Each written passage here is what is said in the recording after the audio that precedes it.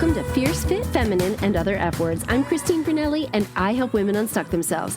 Today, we're going to check out your wellness. How well are you? Do you know what the wellness wheel is? We're going to use that as a tool for a self-evaluation. I'm going to tell you where I am, and as we talk through it, I want you to think about where you are. And remember, your wellness is not static. It's not the same day by day, month by month, or year to year. It does change.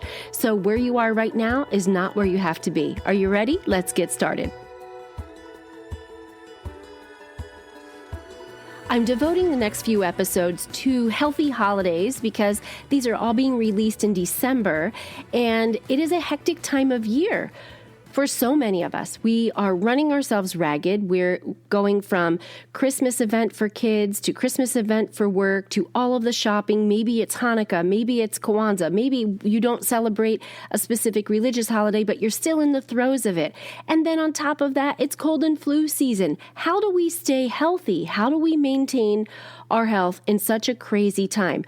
Well, that's why we're going to talk about wellness. Wellness is not a sexy word. If you notice in advertising, you'll never really see a lot of people telling you, be well, this is how you do it, or find the 6 things here to help yourself be well. You know why? Because most people don't buy for wellness. Most people are not into prevention. Most people wait until their tooth is throbbing and sore to worry about the dentist. They wait until their throat feels like there's 1,000 needles in it to start going, oh my gosh, my body is telling me I have to stop. They wait until it's too late, and then they go into this reactive response instead of practicing wellness. For some reason, we are not wired to operate in prevention, but this podcast is all about you assessing where you are right now as a form of prevention, as a way for you to look at and go, wow, I'm doing really well in this area, not so well in this area. And so this week is all about just a big bird's eye view of your health and wellness. Okay, you ready for that?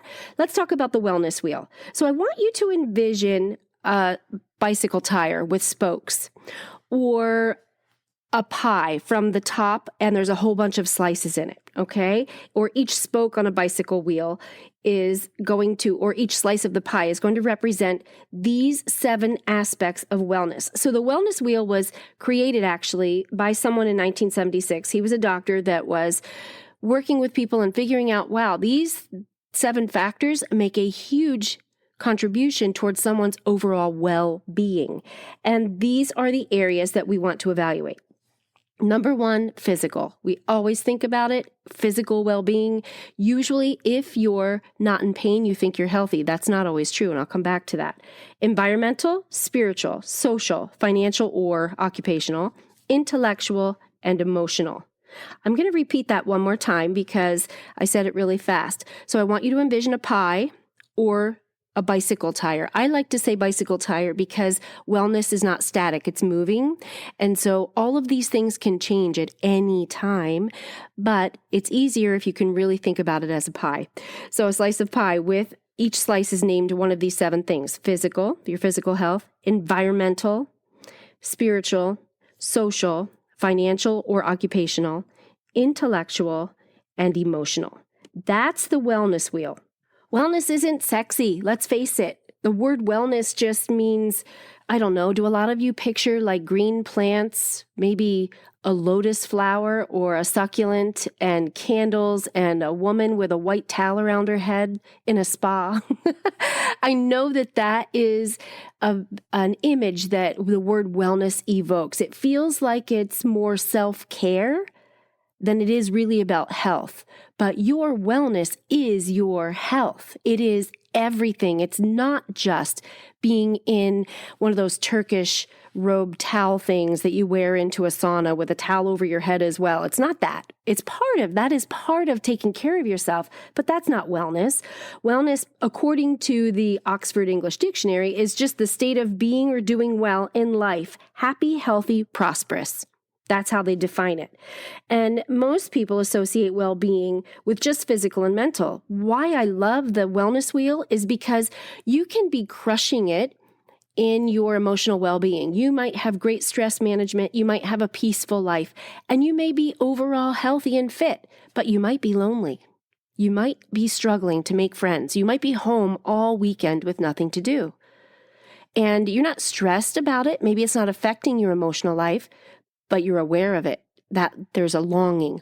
Or you're unsatisfied in your job. Yeah, you're making a lot of money, but you don't feel like you're contributing. So let's just take a look at what this wellness wheel really can help us explain.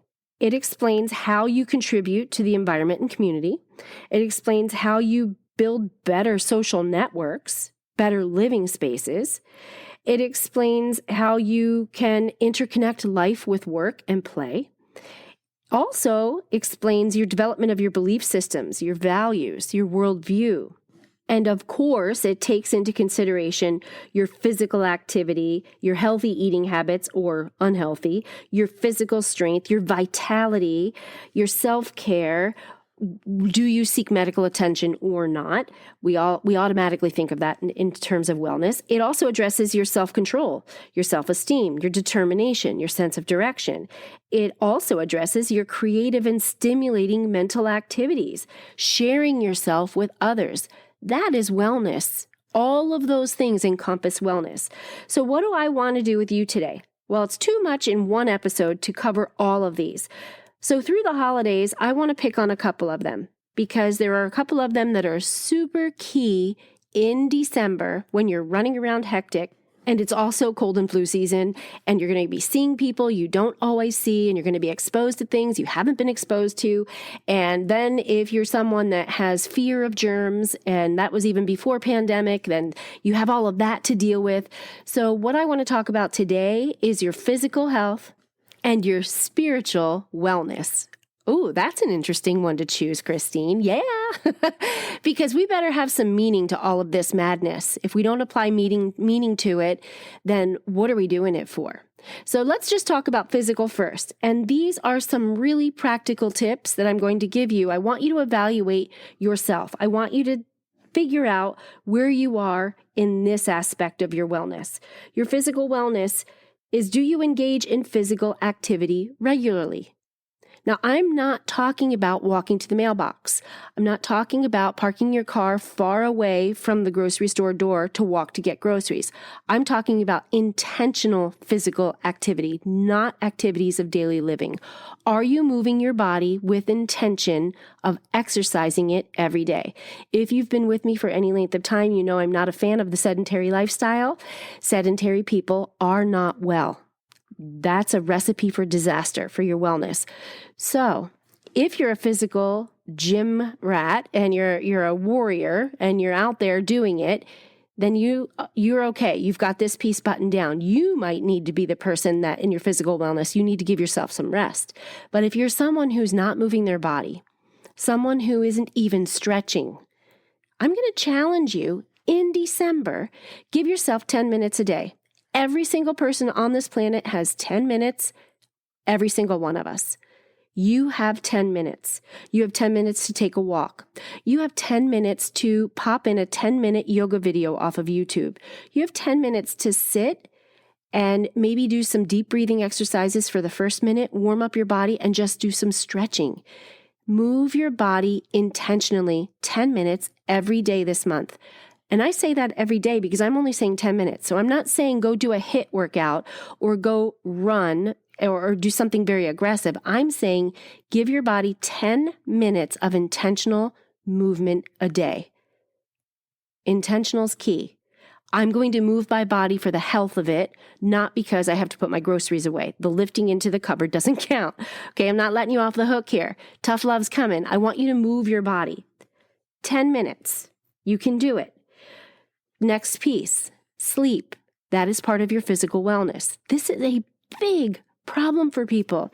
In my beauty salon, I hear people talking about sleep troubles all the time. Now, my sleep is glorious. I am blessed. I am that old-fashioned 1920s baby doll with the long, hard plastic lashes. Do you remember those? If you see an old school baby doll, the ones that'll scare you when, like they're in scary movies, but you lay them down.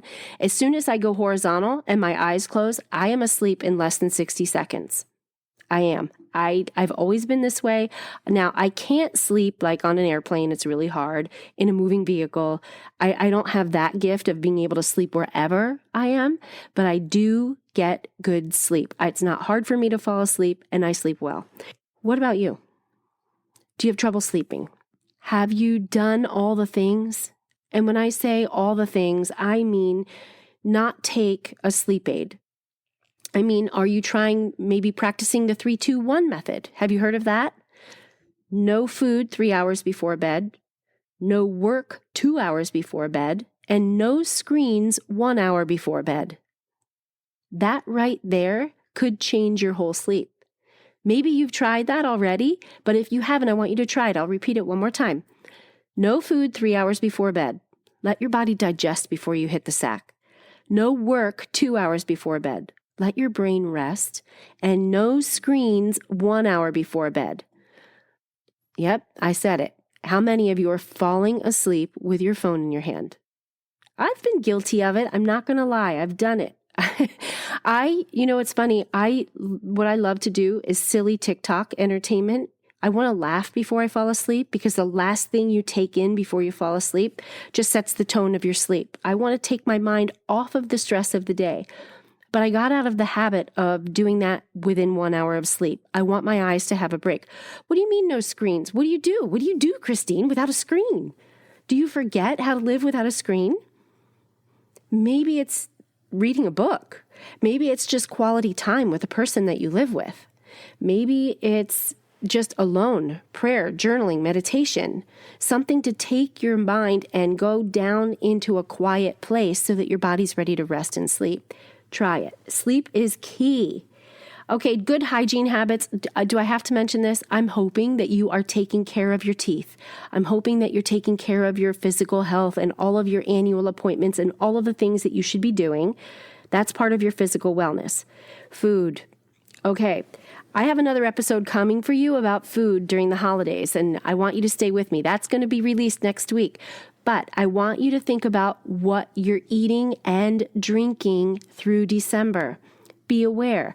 I don't preach restriction. I won't tell you to restrict anything, but this is what I'm going to say. The more sugar and the more alcohol that you take in, the more of a chance you're going to get run down and get sick. And I'm going to tell you why in the next episode. But for right now, food is a big deal. What do you eat?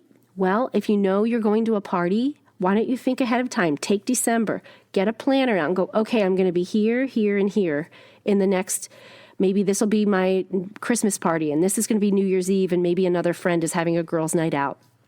Plan ahead of time. Be preemptive in how you're going to approach that. If you know that it's going to be food that makes you feel crummy after you eat it, maybe you eat something at home that you can fill up on or mostly fill up on that you know doesn't make you feel bad.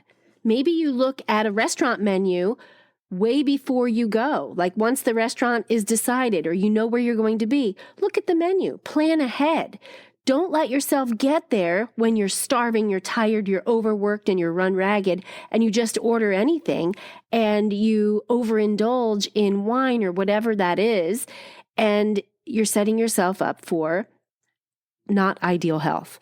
So you want to think ahead. You want to be proactive and approach the holidays that way because that will set you up for overall wellness. You're not going to roll into January going, I need to start over. I need a do-over. Those memes are funny, but really, how many do-overs do you want? When is it time for you to stop the do-overs? Yes, every day is a fresh page. I look at life that way. But when it comes to simple habits, you can do this. You're strong enough to do this. You can plan for healthy holidays. You can plan for 1 month of making decisions that are going to support your physical health. You don't need a do-over every January. So I want you to look at that. Be proactive in all of the eating and drinking this month. And when it comes to drinking, I just want to say this. I enjoy a really nice glass of wine. I want you to enjoy substances like that to celebrate good times, not to make bad times better. Make that your rule. alcohol or whatever the substance is that, I live in a state where marijuana is legal. I don't know if you live there, but people now, it's rampant.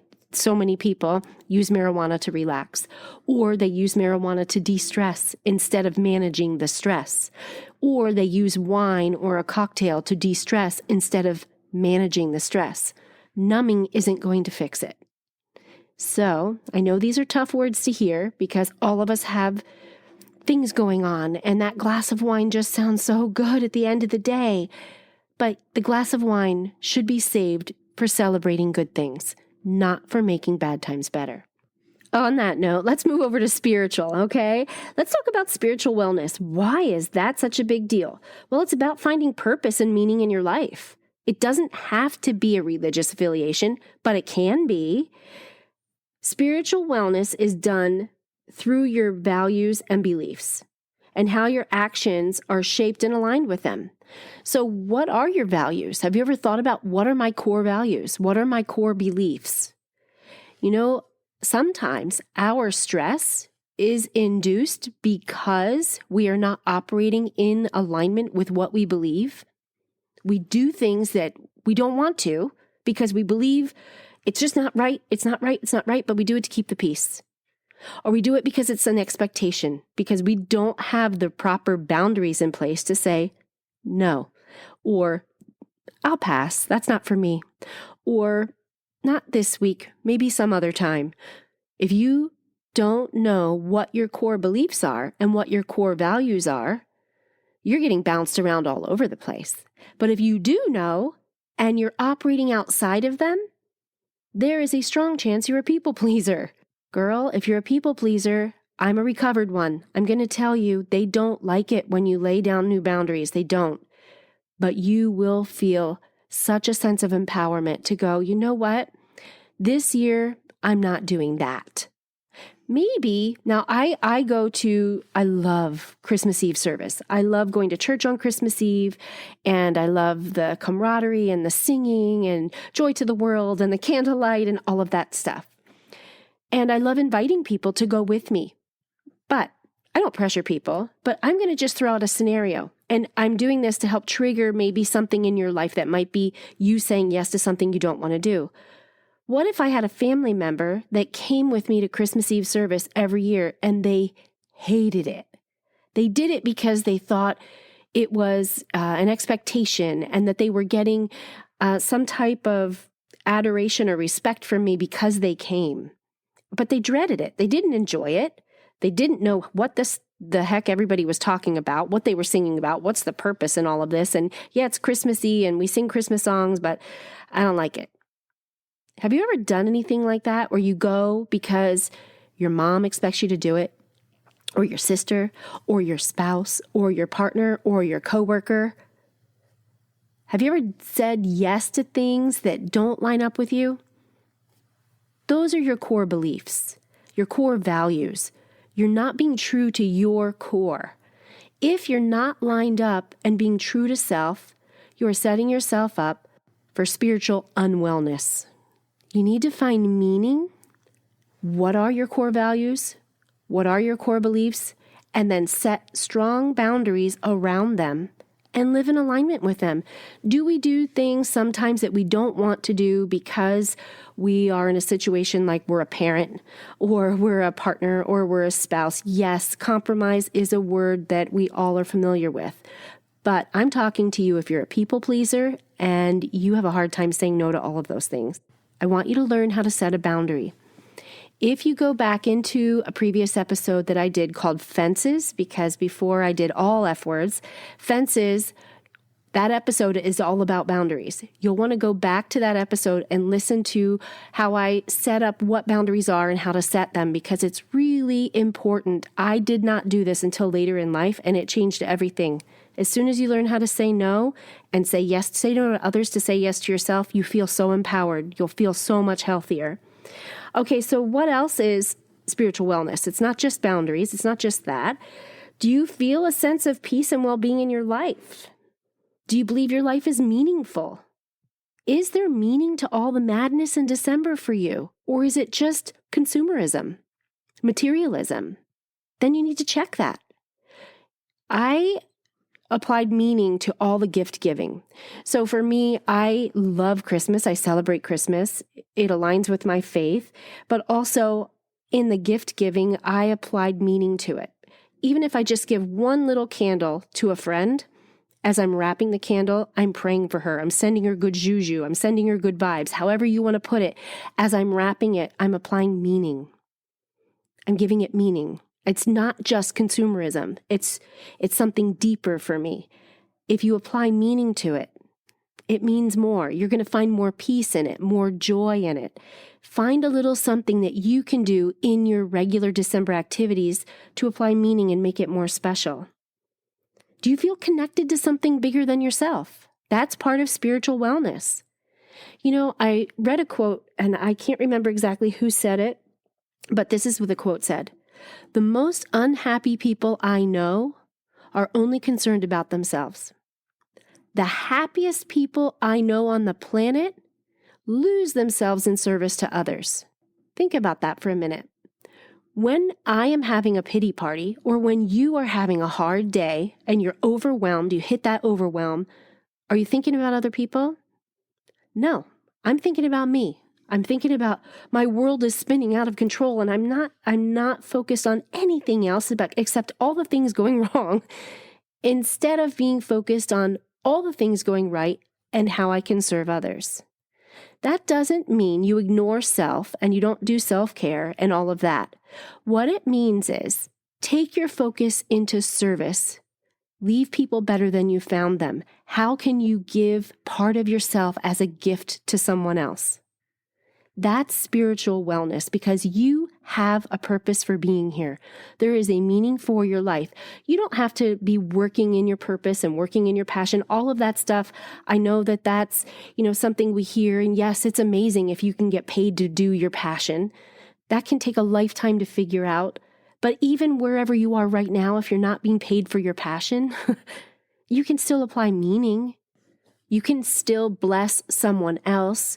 You can still identify what you have that can help someone else. All of us have something. We all have gifts that we can give other people. Spiritual, intellectual, advice, encouragement, a smile. Just being able to sit with someone in their darkness, just your presence being there. If you're good at that, not everybody's good at that.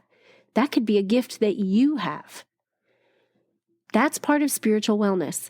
The last part of spiritual wellness is your ability to grow and think forward.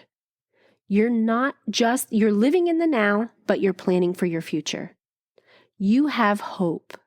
Do you have hope? Do you think, where do I want to be in 5 years? Where do I want to be next year? Are you constantly evolving, changing, and growing? That's part of your spiritual wellness. If your best days were 10 years ago, I'm going to say you're not spiritually whole. That's hard, because a lot of us look back and think, wow, well, my spouse passed and those were my best days. Those were your best days then with that person. That doesn't mean you can't have better days in your future. And hope is what takes you there. The belief that you can is what takes you there. That's part of your spiritual wellness. So as we move through December, I don't want you to be thinking about your New Year's resolutions in January. We all, we hear it all the time, but I want you to be here now. I want you to be better on December 31st this year than you are right now when you're listening to this episode. Don't worry about January 1st. Let's talk about now. Are you living in hope and anticipation of a better future, of a better you? That's part of your spiritual wellness. So as a recap, wrapping this up, we're going to do December different. We're going to be very aware and mindful of what we eat, what we drink, and why and when. We're going to be very aware and mindful of moving our body intentionally 10 minutes a day. And we're going to be very mindful of our spiritual health, our spiritual wellness. We're going to apply meaning to things. We're going to serve something bigger than us. It's not all about us. It can be a little bit, but don't have a pity party. you can have a 5 minutes and then go out and serve, because as soon as you go out and serve, you're going to feel so much better. Those are your assignments this week. Until next time, have a fierce, fit, feminine, and fabulous day.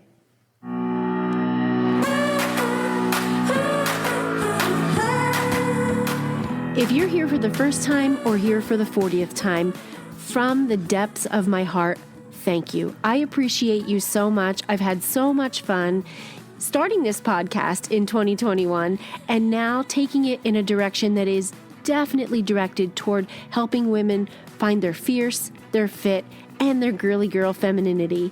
And I would love to invite you to send me a message through my website. You can visit me at christinebrunelli.com or find me on Instagram and social media by the same name. If you found this episode helpful, feel free to share it with a friend, and don't forget to hit subscribe so that you get notified the next time a new episode is released. And I will always leave you with this: have a fierce, fit, feminine, and fabulous day.